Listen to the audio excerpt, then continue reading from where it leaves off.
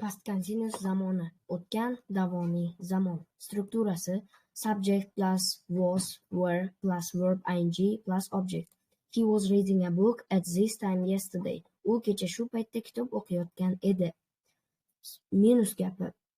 Subject plus was, were plus not, verb ing plus object. She wasn't swimming in the pool yesterday. U kecha basseynda suzmayotgan edi.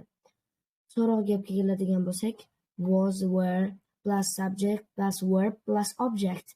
Were you writing a poem yesterday? Sen kecha xat yozayotgan edingmi? When and where do we use it? Qachon va qayerda ishlatamiz? Birinchi holat. O'tgan zamonda ma'lum bir vaqt ichida uzluksiz davom etgan ishlar uchun ishlatamiz. She was studying last night. U o'tgan kecha dars qilayotgan edi. Ikkinchi holat. O'tgan zamonda biror bir voqea sodir bo'lib turgan paytda keskin boshqa ish sodir bo'lsa. I was working when Said showed up. Said kelganida men ishlayotgan edim. Uchinchi holat. O'tgan zamonda bir vaqtda ikkita parallel harakat sodir bo'lsa.